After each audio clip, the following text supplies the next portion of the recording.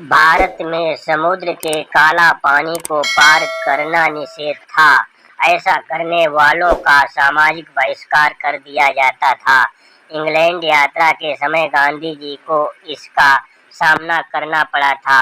उनसे पूर्व स्वामी विवेकानंद को काले सागरों को पार करने के निषेध का उल्लंघन करके अमेरिका के शिकागो विश्व धर्म संसद में भाग लेने के संबंध में बहुत सी बाधाओं का सामना करना पड़ा था। शिकागो से हिंदू हीरो के रूप में लौटने पर उन्हें रूढ़िवादी ब्राह्मणों की आलोचना का सामना करना पड़ा। परिणाम स्वरूप उन्होंने ऐसे कठोर निषेध के वास्तविक कारणों की खोज की। सन्यासी हिंदू संत परिवार का सदस्य होने के नाते उनके लिए उस रहस्य का पता लगाना सरल था कि धार्मिक नेताओं पर ये निषेध क्यों लगाया और कठोरता पूर्वक लागू किया गया। शोध के पश्चात उन्होंने अभिमत दिया कि समुद्र पार करना और विदेश यात्रा करना भारत में बौद्ध धर्म के प्रचार की प्रक्रिया को त्वरित करेगा।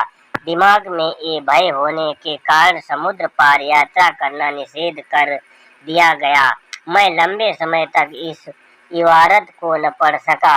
मैं लोगों के विदेश जाने और देश में बौद्ध धर्म के प्रचार की संभावना में वृद्धि के बीज के सूत्र को न ढूंढ सका। अंततः मुझे ये पता तब चला जब भिक्षु डॉक्टर गुणरत्न श्रीलंका द्वीप से बुद्धों के नाम लेकर आए। देश में बौद्ध सामग्री स्रोत पूरी तरह नष्ट कर दिए गए थे।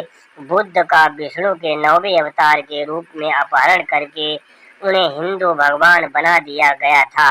इन परिस्थितियों में बुद्ध और उनके धर्म के विषय में जानने के लिए मात्र विदेशी स्रोत ही बचे थे। इसलिए ब्राह्मणों को तिब्बत की राजधानी लासा को वर्जित शहर कारविडन सिटी घोषित करना अनिवार्य हो गया था। उन्हें सीलोन, बर्मा, चीन और जापान जैसे देशों को पहुंच से बाहर भूमि घोषित करना पड़ा था। समुद्र पार यात्रा मत करो, कितनी दया आती है। ब्राह्मणों ने भारत को शेष दुनिया से अलग थलग और संवादहीनता वाला देश बनाने को प्राथमिकता दी। ईश्वर के नाम पर इस प्रकार के अध्यादेश धर्मादंश जारी किए जाते रहे कि ब्राह्मणों को छोड़कर शेष सभी शिक्षा और ज्ञान से वंचित रहेंगे। ब्राह्मण और क्षत्रियों को छोड़कर अन्य कोई भी हथियार धारण नहीं करेगा। इसके चलते भारत अपनी शक्ति और चेतना तथा बौद्धिक शक्ति और पूर्व दृष्टि खो बैठा। बौद्ध भारत के विश्वविद्यालय, कॉलेज और विद्यालय बिहार, जहाँ 20 वर्ष से विद्यार्थी विद्या अध्ययन करने आते थे, बंद कर दिए गए और नष्ट कर दिए गए। ब्राह्मणों ने भारत देश को ब्राह्मणों के निजी घरों में परिवर्तित कर दिया। भारतीय विश्वविद्यालयों में और विदेशी विद्यार्थी नहीं आए। भारत में व्यापारी के जहाजों के बेड़े और नहीं आए।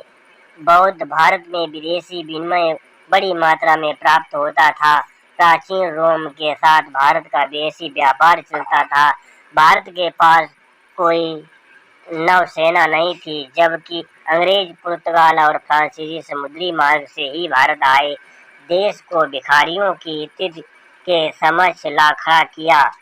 अंग्रेजों ने बुद्ध और उनके धर्म को विदेशी स्रोतों के आधार पर मलबे के ढेर से खोज निकाला। उन दिनों हमने डॉक्टर अम्बेडकर विचार मंच का निर्माण किया। मुझे उसका संस्थापक अध्यक्ष बनाया गया। हमने 12 अप्रैल 1991 को संसद भवन के केंद्रीय कक्ष में बाबा साहेब अम्बेडकर का आदम कद तैल चित्र लगाया। इस अवसर पर तैयार की गई स्मारक हेतु मैंने प्रथम बार पूर्व बुद्धों के संबंध में लेख लिखा। बाबा साहेब अम्बेडकर, भीमराव अम्बेडकर का आदम कर तैल चित्र संसद के केंद्रीय कक्ष में लगाने का दिन 9 अगस्त 1990 ऐतिहासिक दिन था। वो कैप्शन था, सिंधु घाटी सभ्यता में बुद्ध। मैंने 1991 में प्रकाशित अपनी पहली पुस्तक में इस प्रकार विस्तार से चर्चा की है। बहुजन समाज उन्नयन धारा, डॉक्टर अम्बेडकर, बंगला। 1995 में बिहार राज्य इतिहास परिषद द्वारा आयोजित हिस्ट्री कांग्रेस में मैंने इस मुद्दे पर चर्चा की।